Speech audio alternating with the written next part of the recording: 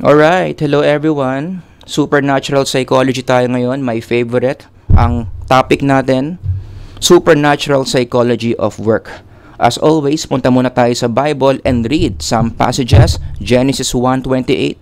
Then God blessed them. Ang kausap niya dito si Adam and Eve. And God said to them, be fruitful and multiply. Fill the earth and subdue it. Have dominion over the fish of the sea, over the birds of the air, and over every living thing that moves on the earth.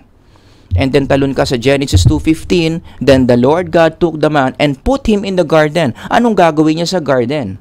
Magiging gardener siya. To work it and keep it. And then, tatalo naman tayo sa Mark 16:15-16, go into all the world and preach the gospel to the whole creation. He who believes and is baptized will be saved, but he who does not believe will be condemned. Iko-connect natin yung mga passages na yan sa topic natin today on the supernatural psychology of work. Meron akong dalawang goals in delivering this lecture. Number one, gusto ko in this lecture i-share sa inyo ano yung biblical view of work, which is tamang view of work.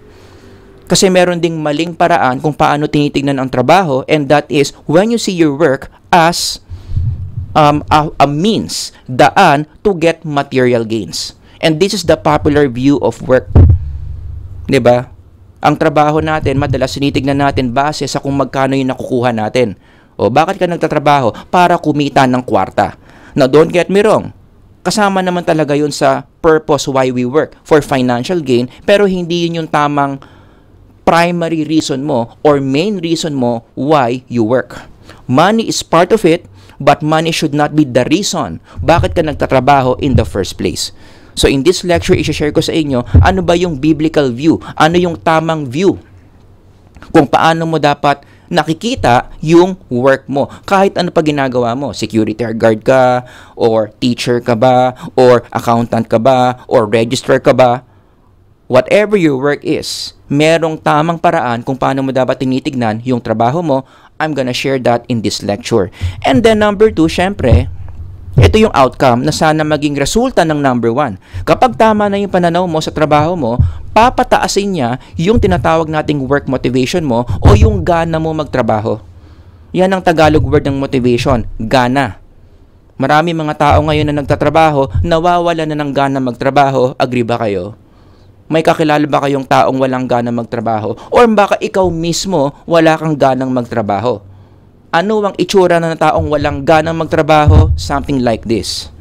Nakatulala sa work, parang walang kalakas-lakas mag-work, kakagaling lang sa long weekend, gusto niya long weekend na naman, ayaw niya na pumasok ng Monday, bad trip siya kasi panibagong work week na naman, nasa work pero natutulog, yan yung mga senyales na mababa ang work motivation mo. So I hope in this lecture, kapag na-gets mo yung number 1, tataas yung work motivation mo, mapapalitan yung ganyang level of motivation ng ganyan, mas maganda. O, di ba? Low motivation, papuntang high motivation. Tinuturo ka pa, ano sinasabi dito? Ibigay mo na raw sa kanya yung mga gagawin niya. Ganon siya ka-motivated to work. And to tell you, in IO psychology, one of the reasons kung bakit ganito ang level ng motivation mo mababa, kasi mali yung view mo ng work. Mali yung interpretation mo, bakit ka ba nagtatrabaho in the first place. So I hope this lecture can correct that. Kapag na-improve mo yung number 1, na-gets mo yung number 1, ang natural effect sa'yo niyan, tataas yung work motivation mo doon sa number 2. Alright? So let me start by giving you this very important principle. You can read this 3 times, pause the video. The way you see your work determines how you work. Kung paano mo tinitignan yung trabaho mo, may epekto yan so kung paano mo ginagawa yung trabaho mo. Ano ang difference? Bakit may mga empleyado magaling sa trabaho nila, nagiging employee of the month? Versus may mga empleyado naman hindi magaling sa trabaho, sila yung mga hindi na nare-renew yung kontrata. Hindi na na-renew. Tinatanggal na lang sa trabaho. Sila yung mga may poor performance. Sila yung laging kino-complain ng mga customers. What spells the difference between the two? Now, don't get me wrong. I am not oversimplifying this. Maraming reasons. But one of the most important reasons why may mga ganitong empleyado, may mga ganyan is magkaiba sila kung paano nila tignan, kung paano nila tratuhin yung mga trabaho nila. And of course, between these two, gusto nyo dito kayo syempre sa Employee of the Month. 'Di ba? Para kayo yung laging napopromote. Kayo yung laging merong awards. Para mangyari yan, dapat tama muna yung pananaw nyo sa trabaho. Nagigets nyo? At sana yung mga mali yung pananaw sa trabaho dito, this lecture can help you correct these wrong ways of looking at your work. So ito yung simpleng outline natin for today. Number 1, magsimula tayo sa awareness. Paano ba tinitignan ng Biblia or ano ba ang tinuturo ng Bible tungkol sa tamang paraan kung paano mo tignan yung work mo? And number 2, action. Kapag may natutunan ka na dito sa number 1, ano dapat yung mga responses na dapat gagawin mo? Dahil alam mo na yung mga bagay-bagay dito sa number 1. Got that? So simulan na natin sa number 1. Ano ba yung biblical view of how to look at work? There are 2 truths I want to share here. And all these 3 are based on biblical principles. Number 1, dapat mong matandaan, humans are meant to work. Talagang dinisenyo tayo na sa nature natin na magtrabaho. Ang tanong bakit? May kinalaman yan sa Genesis 1:1. Genesis 1:1, the very first verse in the very first book of the Bible introduces God as a working God. In the beginning, God created the heavens and the earth. May ginagawa si Lord dito. He is creating something which is a form of work. So God here loves work. Yan yung unang attribute o katangian ni Lord na gustong ipakita sa atin ng Bible that God is a working God. He loves work. It is in His nature to work. Side comment lang ako, ang spiritual implication yan up until today. Kahit hanggang ngayon, kayong mga nakikinig, God is currently working in your life. Do you agree? Kasama ka dyan yung naka-jersey. Kasama ka dyan yung naka-color blue. Kasama ka dyan yung naka-kurbata. Hindi mo lang alam, but God is creating something good in your life. He is currently at work. In fact, the fact na pinapanood mo tong video na to can be, or I'm sure, this is a small work that God is doing to make your life better. Kaya mo nga pinapanood tong lecture video na to eh. This is God's work. So anyway, balik tayo dito sa passage. So if God is a working God, fast forward, He created humans in His image. Ang ibig sabihin niyan, when we are created in His image, we spiritually inherited. Namana natin sa Tagalog, yung ibang katangian na meron ang Diyos. At isa doon, yung kanyang kagustuhan, yung kanyang hilig na magtrabaho. It is in our psychological system to work because we were created by the God of work. By God who loves work. Kaya kung titignan nyo, when Adam and Eve was created by God, ano yung mga unang pinagawa ng Diyos kay Adam and Eve? Magtrabaho. Diba? Imagine niyo, God creating Adam and Eve, ano yung una niyang pinagawa to make humans functional? Genesis 1:28. God blessed them, anong inutos? And God said to them, be fruitful, multiply, fill the earth, subdue it, have dominion. Anong common denominator dun sa 5? All these 5 are forms of work. Fast forward, Genesis 2:15, ginawa silang gardener ng Garden of Eden, which is again a form of work. We are made to work. It is in our spiritual DNA to work. In fact, even in the physiological level, sabi ng mga experts in physiology, kung titignan mo raw yung buto natin, the way our skeletal system is designed, we are the creatures na pinaka-complex yung kayang gawing movement compared to other creatures. Mas marami tayong mga galaw na kayang gawin kumpara sa mga unggoy, kumpara sa mga isda, kumpara sa mga ibon, kumpara sa mga langgam. That if you're going to study the way our bones are designed, anong conclusion mo? Ang tao ginawa talaga para magtrabaho. To do complex physical movements that we use while at work. So even our body screams out the idea that we are designed by God to work. Even in the psychological level, totoo yan ha. Isa sa mga pinakamatinding epekto sa mental health ng tao is nawalan ka ng trabaho or wala kang trabaho. You can read this article if you like. Unemployment impairs mental health. Bakit? Kasi nga, nasa nature natin ang pagtatrabaho.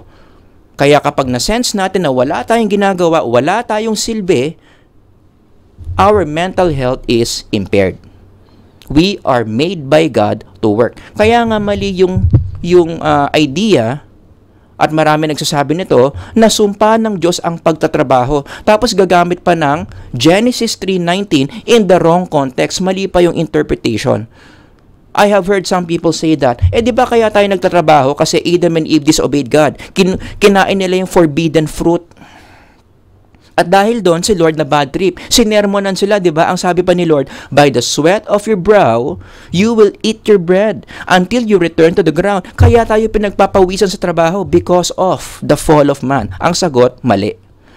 This is not the right way to interpret Genesis 3:19 kasi kung i-rewind mo, even before the fall of man, bago nila kinain yung forbidden fruit, God is already calling human beings to work. Remember, Genesis 1:28, wala pang kasalanan dyan. Perfect pa ang mundo niyan. Remember, Genesis 2:15, wala pang kasalanan dyan. Perfect pa si Adam and Eve niyan. Nagkaroon ng fall of man noong Genesis 3. So, hindi mo pwedeng sabihin na parusa ng Diyos sa tao na magtatrabaho tayo. The very first time that God created human beings, yun kaagad na pinagawa sa atin, it is to work. Now, before we leave this principle, I also want you to realize that working is a spiritual act. Sana na-realize nyo yan. Diba? Na kapag ang tao nagtatrabaho, is spiritual act pala yun. We are realizing, we are actualizing in psychological terms. Ina-actualize natin yung nature natin, which is magtrabaho, which is something spiritual. God is pleased when we do the things that He decide us to do, at kasama na dyan yung pagtatrabaho. Kasi ang worldly model ng work is for financial reasons. Diba? Bakit ka nagtatrabaho? Para kumita ng kwarta. Para makaipon, makatakas sa trabaho, mag-around the world na lang ako until the day I die. That's the popular view of work. Pero that is so unbiblical. That is so unspiritual. Kung titignan mo yung template ng work, yung original template ng work, we are not working because of salary. Tignan mo, balik ka sa Genesis. Si Adam and Eve ba may sweldo? In-explain ba ni Lord dyan kung ano ang kapalit ng pagtatrabaho nila? Be fruitful and increase in number, fill the earth and subdue it, rule over everything, 500,000 a month. Sinabi ba ni Lord yon? Hindi. Nung ginawa niyang gardener ang mga tao, sinabi ba ni Lord na 50,000 a month? No. Mag-work kayo, Genesis 1:28, mag-work ka dito, Genesis 2:15, because you are meant to work, not to gain salary. Yan yung original template ng work. Kaya tayo nag-work kasi yun yung spiritual design natin. So, ang implication dito, whenever we work, we should work because of spiritual reasons, not because of financial reasons. Nagigets nyo? Truth number 2, work is a blessing. Very positive yung word na yan. Pag sinabi mong blessing, maganda, biyaya, mabuti. Simpleng logic lang yan. God is good. Amen? Siya ang pinagmula ng lahat ng kagandahan. God is good. And then, work is from God. Yung mga binasa ko kanina sa Genesis, invento niya yung work. Siya ang nag-conceptualize ng work. Therefore, work is good. Work can be considered a blessing. Now, pause this lecture. Bigyan mo ang sarili mo ng 1 minute, mag-isip ka ng iba't ibang mga blessings that you receive dahil sa trabaho. I have a short list here of blessings na nakukuha natin because of work. Siyempre, number 1 is physical. Lumalakas yung katawan natin kapag may work tayo. Kaya nga, ang basic level, gusto mong lumakas yung katawan mo, anong kailangan mo? You need to work out. Diba? Pag nag-workout ka, lalakas muscle mo, lalakas yung talon mo, bibilis yung takbo mo, lalakas yung resistensya mo. Kaya huwag rin tayo magrereklamo sa mga physical discomforts we experience while we work. Maraming ganyan, no? Nagrereklamo sa pag-akit ng hagdan, wala raw elevator. Nagrereklamo sa commuting, nagrereklamo sa mahabang lakad, whatever. one way to look at it is, yung mga physical discomforts na yon, don't get me wrong, hindi ko dinideny yon. Alam kong mahirap mag-commute. Alam kong mahirap umakyat ng hagdan. Pero ang good side no, lumalakas yung katawan natin. Package yon, kasama yon sa benefits of work. It gives us different activities that make our body stronger. Number 2, because of work, nagkakaroon tayo ng financial blessings. Sinabi ko na kanina yan. Hindi ko naman sinasabing huwag niyong isama sa equation yung sweldo pag nagtatrabaho kasi kasama naman yan. Huwag lang siya yung maging reason mo why you work. Pero blessing of work yan. Dahil may trabaho ka, meron kang pang grocery, meron kang pambili ng pagkain, meron kang pambili ng mga hobbies mo, may pambili ka ng bike, for example, napapakain mo yung mga asong mahal na mahal mo. Kasi meron kang financial blessings out of your work. Meron din tayong mga psychological blessings when we work. Sinabi ko na kanina yan. Gumaganda ang mental health ng tao pag feeling niya meron siyang silbi sa society. At nangyayari yan kapag meron siyang work. Number 4, social blessings. Marami tayong mga relationships that we value so much na buo yan in the first place because of work. Tama ba? For example, marriages. O, eto, sing-sing ko yan because I'm married, di ba? O, kung hindi dahil sa work ko, hindi ako magkakaroon ng lifetime partner. Right? Merong event yung work ko, merong event yung work niya, nag-meet kami, the rest is history, naging husband and wife kami. O, nangyari yan while in the context of work. O, ganun din sa friendships, yung mga best friends nyo. Let me guess, marami kayong mga best friends, kaya mo naging best friend yan, may kinalaman yan sa work. Siguro may nangyari sa work, you underwent certain trials, nagtulungan kayo, nakita nyo na talagang tugma kayo para sa isa't isa, after nung pagsubok na yon, you became best of friends. O, di ba? Hindi mabubuo yan if not because of work. And of course, communal. Di ba? Kapag may trabaho, kapag may nagtatrabaho, merong laging contribution yan sa society. Let's take for example the work of teachers because I'm a teacher myself. So ito yung example ko, di ba? Yung mga teachers, kapag nagtatrabaho sila ng maayos, they produce graduates. O ang tanong, yung mga graduates ba na lumalabas from different schools, meron ba yung communal contribution sa society? Ang dami, syempre. Dahil sa mga graduates na yan, syempre, merong mga graduates dyan, magiging doktor. O edi nakapagpagaling sila ng mga may sakit, mas naging healthier yung society. Meron dyan magiging scientist. Siya yung nakadiscover ng gamot sa isang matinding sakit. O edi mas gumaling na naman, gumanda na naman yung health ng mga tao. Merong isa dyan, naging businessman, tycoon. Nagtayo ng kumpanya, ang laki. O dahil dyan, marami nagkaroon ng trabaho. O edi communal blessing yan. And of course, yung isa dito, naging teacher. O at yung teacher na yon, pinipreach niya yung God's word sa mga estudyante niya. Mga estudyante niya, may mga tumanggap kay Lord, lalong gumanda yung mental health. Mga communal contributions yan na hindi mangyayari if not because of the work of teachers. O, kaya nga sinasabi ko dito, let's appreciate our teachers' work. Of course, example ko lang yan, but all works, all kinds of jobs, merong positive communal contribution yan. May contribution yan sa society. It's just that I'm a teacher myself, so I really like to appreciate the work of all teachers. Lalong-lalo na shout out sa mga taga St. Stephen's dyan. Dahil sa inyo, yung mga teachers ko, no? Dahil sa inyo, I was formed to be that way, this way. So ano nangyari? Kahit paano naman siguro, meron akong positive contribution sa society.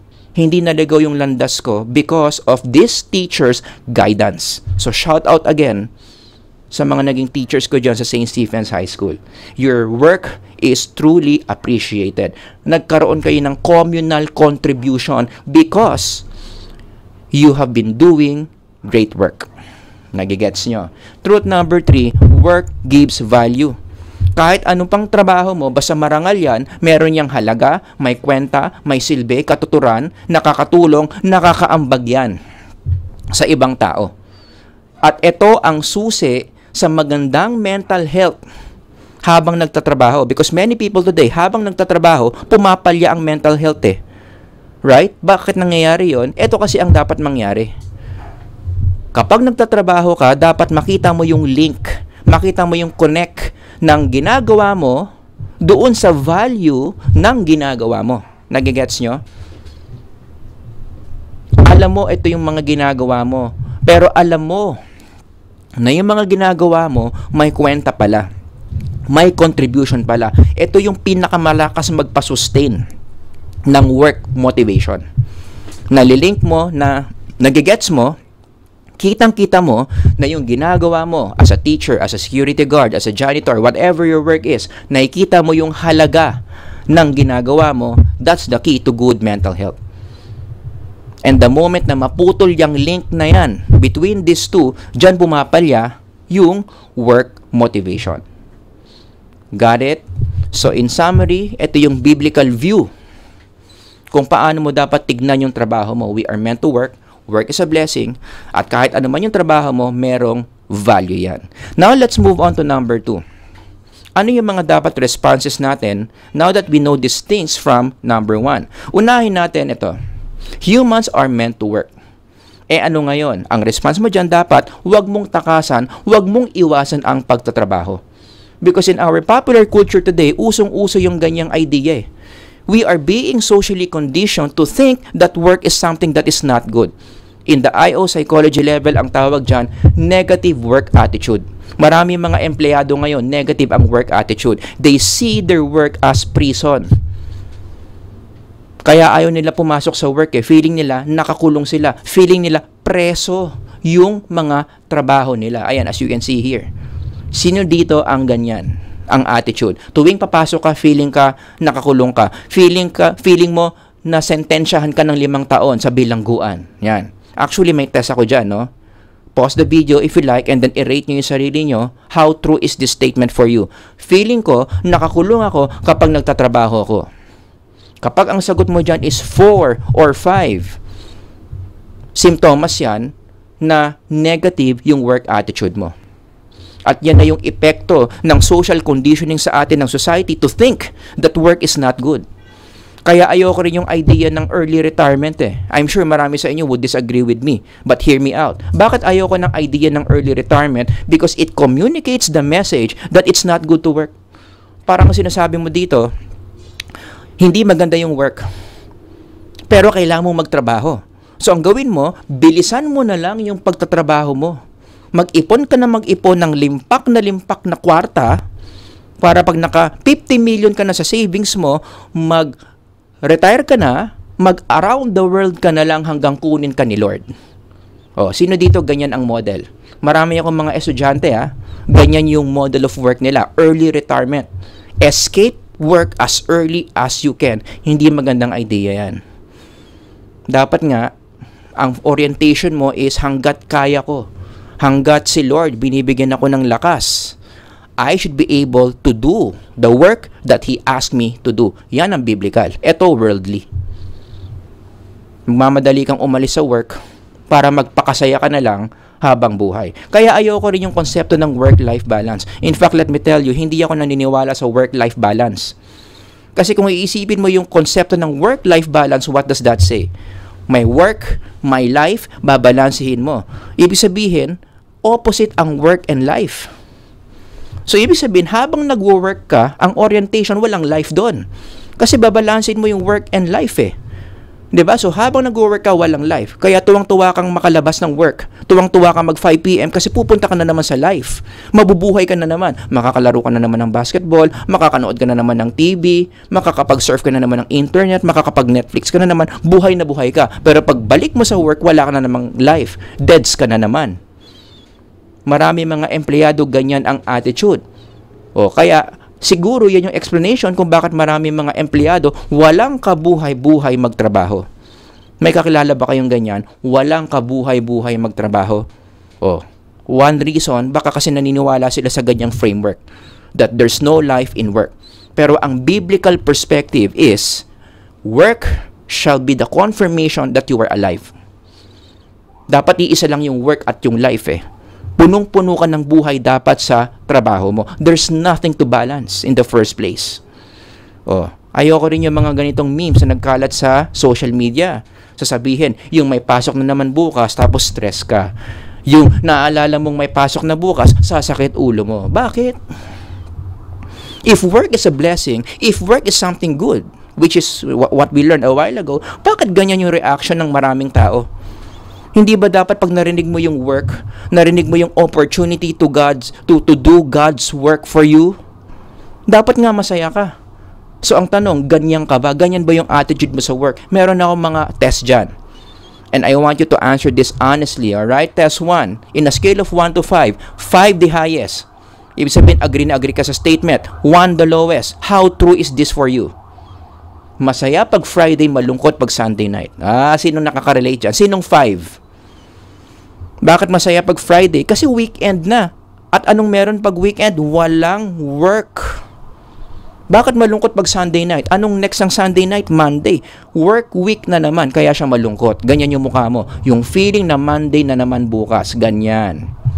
Kung ang sagot mo dyan, 4 or 5, nako, simptomas yan na negative yung work attitude mo. Test 2. Eto, merong lalabas na picture dyan. Ang gagawin mo, paglabas ng picture dyan, i-rate mo gaano ka kasaya tuwing makikita mo yung picture na yan. Alright? In 5, 4, 3, 2, and 1. Go. Diba? Nag-i-internet ka. Medyo nag-aabang-abang ka kasi malakas ang ulan. Malakas ang hampas ng hangin. Medyo baha dyan sa tapat ninyo. Mukhang hindi titigil yung ulan hanggang bukas yan. So, anong gagawin mo? Pupunta ka sa Facebook, magsa-search ka, walang pasok, Manila. Yan. At pag nakita mo yan at nandoon yung listahan ng lugar mo na walang pasok, what would you feel? Kapag ang feeling mo, pag walang pasok, 4 or 5, nako, simptomas yan na mukhang negative yung work attitude mo. You see your work as not a nice place to be. Kaya tuwang-tuwa ka kapag may mga pangyayari na hindi ka mapupwersa pumunta sa trabaho mo. Maliwanag. Other signs na negative yung work attitude mo. At habang binabasa ko tong mga signs na to, you reflect kung ikaw ganyan ba. Syempre, number 1, under timing. Dinadaya mo yung oras mo sa trabaho. Dapat 8 hours ka nagtatrabaho, ginagawa mo lang 5 hours. Kasi gusto mong umuwi ng maaga. Gusto mong makawala sa kulungan mo. Number 2, absence na wala namang valid reason. Wala lang, ayaw mo lang pumasok. Hindi mo lang talaga trip yung office mo. Tumataas yung blood pressure mo pag nandun ka sa cubicle mo. Number 3, sick leave na hindi naman totoo. Ano tawag niyan sa Tagalog? Nagsasakit-sakitan. Sino dito nagsakit-sakitan na? Or may kakilalang mahilig magsakit-sakitan? Ano yung mga common na sakit na palusot para sa sick leave? Masakit ulo, dysmenorrhea, may ubo, no? Nahihilo, so on and so forth. Low effort or underperforming, yung alam mong kaya mo pa, yung nagandahan yung trabaho mo, pero dahil ayaw mo nga magtrabaho, petiks-petiks lang. Hindi mo binibigay yung lahat mo. Hindi ka bigay todo sa pagtimpla ng kape. Hindi ka bigay todo sa pagtuturo sa mga estudyante. Hindi ka bigay todo sa pagdadrive ng kotse. Yan. Performing. Number 5, doing something else while at work. Kasi nga ayaw mong naiisip yung mga ginagawa mo sa work mo, so dinidistract mo yung sarili mo. Facebook, nagmo-Mobile Legends. Naku, may kakilala kayong ganyan. Habang nasa trabaho, nagmo-Mobile Legends. Okay? So if you are any one of these 5, ang diagnosis ko dyan, most likely, kaya ka ganyan, the way you see your work is very unbiblical. Kaya hindi nagiging maganda yung work attitude mo. Got that? So, number 2. Ano yung number 1? Baka nalimutan nyo, balikan natin. Number 1, ano yung dapat nating response? Huwag mong takasan or iwasan yung trabaho. Dapat positive yung tingin mo sa trabaho mo, whatever that is. Number 2, natutunan natin kanina, work is a blessing. So, ang tamang response dyan, gratitude. Ipagpasalamat mo. Sir, how would I know if I am thankful sa trabaho ko? It has something to do with what you pray for. Pakinggan mo yung prayer mo para malaman mo kung gaano kataas yung gratitude mo. Kasi ang taong thankful sa trabaho, lagi niya pinagpe-pray yan. Laging kasama yan sa prayer niya. Lord, thank you, binigay mo sa akin tong trabahong to. Thank you for this opportunity that I am able to contribute to your kingdom through the work that you have given me to do. Ganyan ang prayer ng taong mataas ang gratitude sa trabaho. Ganyan ka ba mag-pray o yung kabaliktaran? Lord, galit ka ba sa akin? Bakit mo ko nilagay sa work na to? Bakit ba naging boss ko to? Bakit ba kasi naging workmates ko tong mga to? Pakikuha na nga sila. Yan. Kapag ganyan ang line of prayer mo, mababa ang gratitude mo sa work, which is not good. Now, tuwing kailan ba dapat may gratitude sa work? If you know the Bible, The Bible answers this question. Tuwing kailan dapat nagsho-show ng gratitude sa work, sabi ni St. Paul, all the time, in all circumstances. Now, ako rin, kahit tinuturo ko to, mahirap gawin to. Most people like us, kasama ako dito, hindi ako nagmamalinis dito, no? Mabilis lang tayo magpasalamat if good things are happening in our work. Don't you agree? Lord, salamat may work ako. Bakit? Kasi binigyan ka ng 13th month pay. Lord, salamat sa work ko kasi yung work mo binigyan ka ng queso de bola. Binigyan ka ng ham for Christmas. Kaya thank you kay Lord because good things are happening. But the moment that hardships enter your work, dami ng ginagawa, pinagalitan ka na ni ganito, nai-stress out ka na, hindi mo na kaya yung deadline, now you begin to complain about it. Ang sabi ng Bible, whether mabuti o masama ang mga nangyayari sa iyo habang nagtatrabaho ka, dapat nagpapasalamat ka kay Lord na meron ka pa ring trabaho. Of course, ano sabi natin? Easier said than done. But if we do it, it will benefit us big time. Kaya kahit mahirap gawin, sana pag-aralan natin gawin. Na kahit pangit yung mga nangyayari sa trabaho natin, we still give thanks. Different ways of showing gratitude sa mga trabaho natin is number 1, always doing our best. Even if you don't feel like it. Madalas kasi sa atin, ito, yung doing your best, ginagawa lang natin pag feel natin. Pag hindi natin feel, edi hindi natin gagawin. And one of the indicators na talagang you are doing your best in your work is ginagawa mong may ngiti sa iyong mga labi. Kung ano man yung trabaho mo, nakangiti ka habang security guard ka. Yan. Nakangiti ka habang nagtuturo ka sa mga estudyante. Nakangiti ka habang nagbibilang ka ng tuition fee ng eskwelahan kasi accountant ka. Gawin mo yung trabaho mo ng may ngiti. Maramdaman ng mga tao sa paligid mo that you love what you are doing. Number 2, bawasan mo yung reklamo mo. Hindi naman bawal magreklamo. Even the Bible tells us, okay lang magreklamo, basta ilalagay mo kay Lord, ibibigay mo kay Lord. Pero bawasan mo naman. Sana yung laman ng prayer mo, hindi puro reklamo. Sana naman yung gratitude mas mataas kumpara sa reklamo. Bawat isang reklamo, 3 bagay na pinagpapasalamat. Yun yung rule eh. Isang reklamo, 3 bagay na ipagpapasalamat. Number 3, hanapan mo na maganda yung mga reklamo mo. 'Di ba? Kung ano man yung reklamo mo, key question. Okay, pangit tong reklamo na to. Pero dahil dito, meron pa ring magandang nangyayari. You have to identify that. May kasabihan nga, very powerful. Meron pa ring maganda sa gitna ng mga pangit. Do you agree? Ang tanong diyan, ikaw ba yung nasa gitna? O ikaw yung nasa gilid? O, 'di ba? Pero kidding aside, you get my point here. Kahit ano pa yung reklamo mo sa work mo, maliit sweldo mo, nape-pressure ka sa work, ang layo-layo ng work mo, ang dami-dami ginagawa, laging merong maganda dyan. And if you want to sustain your motivation, and if you want to follow God's word in this situation, what should you do? Hanapan mo ng maganda yung nirereklamo mo. Bigyan ko kayo ng sample. Nagrereklamo ka, tambak ka sa trabaho. How many of you have that experience? Yung may bumubulong sa'yo, sinasabi sa'yo, ano ba yan? Ang dami-dami mong trabaho, tambak ka sa trabaho. Now, let me sidetrack a little bit. Minsan, ikaw yon, right? Sa dala ng pagod mo, ikaw yung nagsasabi ng something negative sa work mo.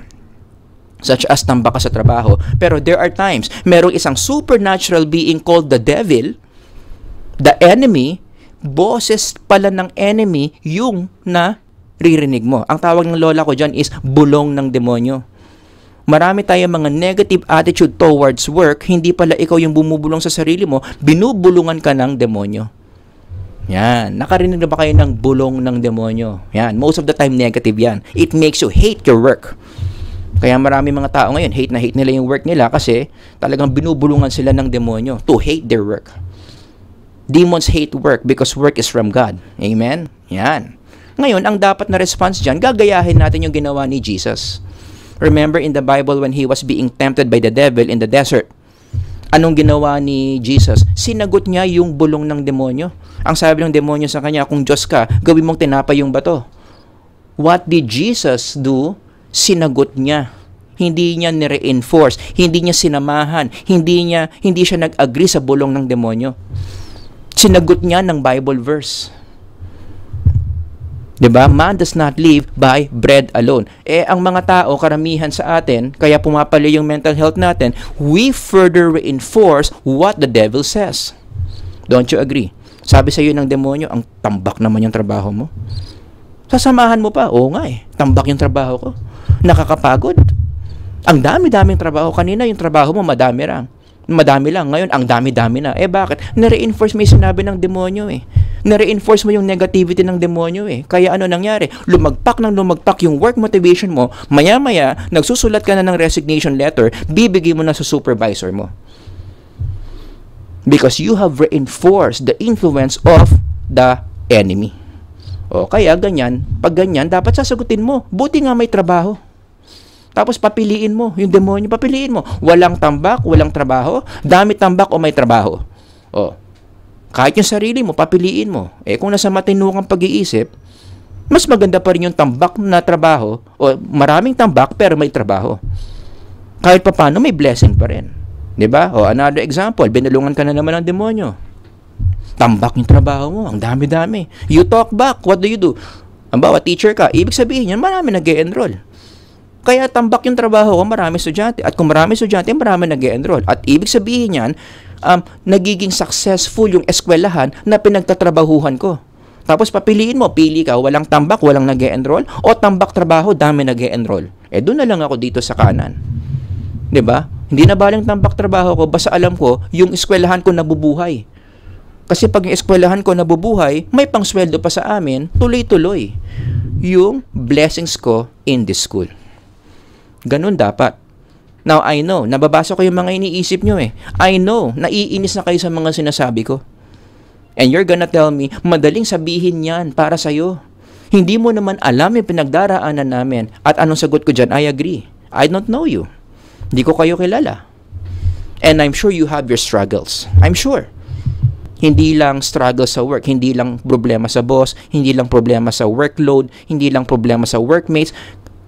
Minsan dumadagdag pa yung problema sa bahay, problema sa anak, problema sa sarili. And I empathize with you. Totoo, hindi ko alam pang pinagdaraanan ninyo, and it's easier for me to say these things because I am not there in your situation. Hindi ko minamaliit yung pinagdaraanan ninyo. Pero ano ang point ko? Ang point ko dito, ano yung mas makakatulong? Kaya nga ako nagle-lecture para makatulong right? So, although meron kayong mga struggles, ano yung mas makakatulong sa struggles ninyo? 'Di ba? Nahihirapan kayo.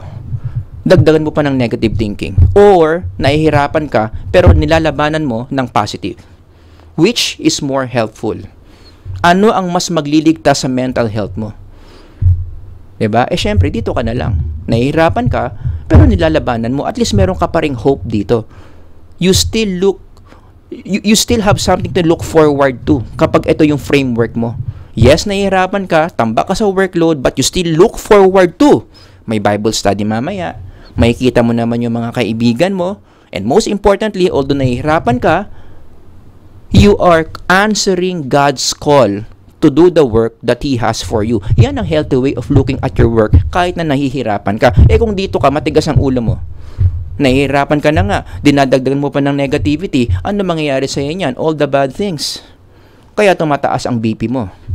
Baka ika-stroke mo yan. Baka magka-heart attack ka pa. Baka ma-depress ka. Kaya pumapangat yung performance mo kasi pinagbibigyan mo yung sinasabi ng demonyo. Remember, in the supernatural perspective, that's what the devil wants to happen.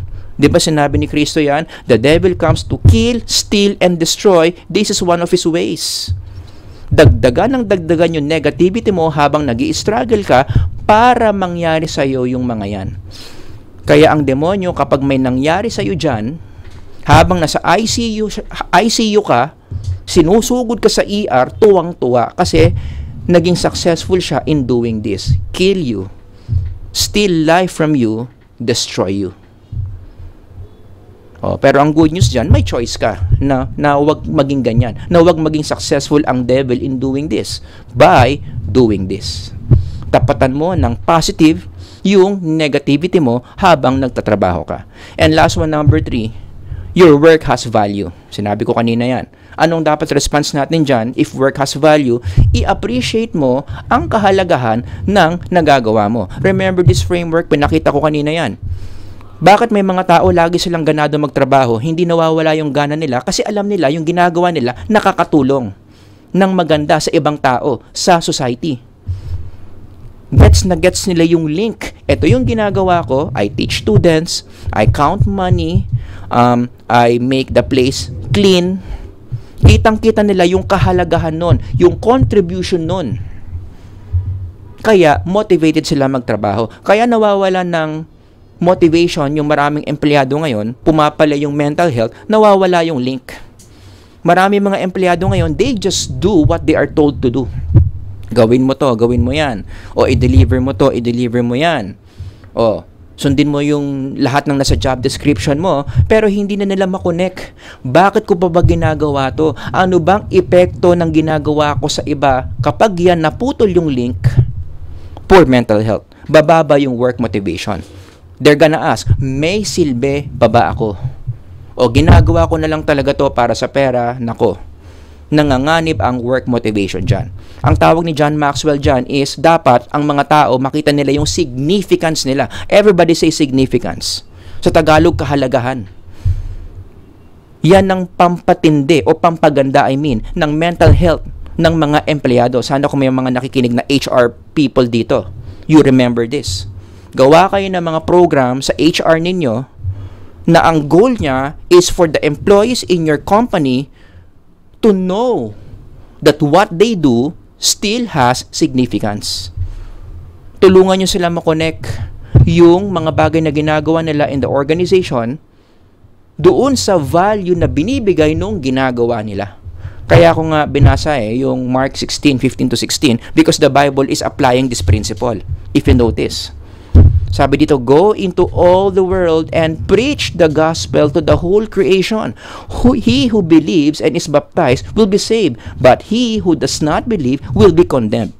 Kung titignan nyo, pwede na sanang huminto yung Bible sa first sentence pa lang Go into all the world and preach the gospel to the whole creation. Yan yung job description mo. Gawin mo yan. But the Bible did not stop there. Kinonek pa niya yung next statement. He who believes and is baptized will be saved, but he who does not believe will be condemned. Yung second part tells you or shows, pinapakita yung possible effect, yung possible outcome ng paggawa mo ng go into all the world and preach. Hindi lang niya basta sinabi na mag-preach ka. Sinabi rin niya yung possible significance of preaching. Pag ikaw ginawa mo to, ang posibleng epekto niyan is either may maliligtas or hindi maliligtas. Why does the Bible do that? Because the Bible also wants us to see the significance of what we do. Especially kapag yung trabaho mo may kinalaman sa kingdom ni Lord. Diba? Kaya nga, ang tip ko dito is you enhance your significance. You can do this by yourself. You just answer these two questions. Diba? Given your work, isip ka ng tatlong ways how your work help other people life become better. Ano yung contribution mong maganda sa buhay ng ibang tao? Maglista ka ng tatlo. The more you list here, the more you're able to identify ways na nagpapaganda ng buhay ng ibang tao yung work mo, mas tataas yung significance mo. Number 2, give one person whose life got better because of your work. Meron na bang instance in the past na may mga taong lumapit sa'yo, nagpasalamat sa'yo? Bakit? Dahil sa'yo, dahil sa ginawa mo, dahil sa trabaho mo, gumanda yung buhay nila. Ako as a teacher, ang daming beses nangyari yan. My former students email me. Nagte-thank you sila sa mga tinuro ko sa kanila when they were my students. Nagagamit pa raw nila yung mga principles that I've told them. Kaya kapag yon, binabasa ko yung mga email ng mga estudyante kong yon, nasusustain, tumataas yung work motivation ko. Di ba? Contrast the worldview. Walang significance sa worldly view. Ang sasabihin sa iyo ng mga tao from the worldly perspective is, huwag mo nang isipin yung number 1 at number 2. Significance. Ang mahalaga, kumikita ka. And many people believe that. Ayaw namin ng drama, ayaw namin ng mga significance na yan. Gusto namin kwarta lang. Anong epekto niyan? Mabilis mawala yung work motivation. Nawawala ng meaning yung work. Bakit ko pa ba ito ginagawa? Kasi nga, mali yung worldview. Dapat ang worldview mo, lagi mong hinahanapan ng significance yung ginagawa mo. O, di ba? Another exercise is, you can also enhance other significance. Huwag ka namang selfish. Na gusto mo yung significance mo lang yung tataas, di ba? Magpataas ka rin ng significance ng ibang tao. And one way to do that is, mag-approach ka ng isang tao na nagtatrabaho sa isang organization. Ideally, syempre, dapat pareho kayo ng organization. And then, pasalamatan mo siya sa ginagawa niya. Mag-fill in the blank ka. Alam mo, dahil sa ginagawa mo, ang ganda ng contribution mo sa organization na to, blank. Oh, magandang activity to for team building, ha. Yung mga nanonood na HR people dyan. I-form mo sila ng circle, tapos gawin nila yan. Approach anyone in the organization, sabihin mo, alam mo, dahil sa'yo, sa ginagawa mo, nagiging mas okay yung organization na to. Papataasin mo yung significance ng taong sasabihan mo nito. O halimbawa, yung mga janitor, lumapit ka sa isang janitor ng kumpanya ninyo. Lapitan mo, manong, nanay, salamat sa ginagawa mo araw-araw, winawalisan mo yung office. Nililinis mo yung mga gamit namin dito. Dahil sa inyo, walang nagkakadengue dito. Dahil sa inyo, hindi kami na-allergy. Dahil sa inyo, talagang ganado kami magtrabaho kasi ang lilinis ng mga gamit namin. Ganon. Tataas yung mga work motivation yan. Lalong gaganahan maglinis yan. Baka pati yung katawan mo, linisan yan. Di ba? Yung mga security guards natin, dinadaan-daan na lang natin everyday yan, pero ang laki ng tulong yan. Lapitan mo ang isang security guard, sabihin mo, alam mo, brother security guard, dahil sa ginagawa mo, salamat, we feel safe inside the organization. Sigurado kaming walang masamang tao ang pakalat-kalat dito sa opisina dahil malupit kang magbantay. Ganyan. Pataasin natin yung mga significance ng isa't isa in the organization para lahat ng work motivation ng mga empleyado na susustain. Pero ano na naman sasabihin ng worldly view? Huwag mo nang padramahin. Huwag mong pasalamatan yung mga yan. Bakit? Bayad naman yung mga yan Bakit mo sila papasalamatan? Yan naman yung binabayaran natin sa kanila. Oh my goodness, OMG. That's a very worldly view of work. Because work is more than just money. Work is a calling. Work has something to do with God's purpose to human beings. Kaya iparamdam natin sa mga taong to na meron silang silbi, na meron silang significance, na blessing sila sa mga buhay natin. And they also do the same to us. Does that make sense? Alright, so in closing, I hope na hit ko yung dalawang goals na yan. First part, I explained the biblical view of work. Second part, ano yung mga dapat na mga responses na dapat natin gawin doon sa first part na sana ngayon at this point, tumaas na yung work motivation ninyo. Basta ang bottom line lang dito, ang pinaka-heart ng lecture na to is, this is what I want to say here. Your attitude will shape your motivation. So kung gusto mong masustain yung motivation mo, gandahan mo yung attitude mo. The way you see your work determines how you work. And I hope this lecture help you to see your work the right way, the biblical way, God's way. Because that's the only way na talagang masusustain mo yung motivation that you need to make God's work possible. Got it? So, yun lang, no? Yung maikli nating lecture on the supernatural psychology of work. Sana marami kayong natutunan. If you have questions, comments, ilagay nyo lang dyan sa baba. Sir Howard here. God bless everyone. Until the next lecture. Bye-bye.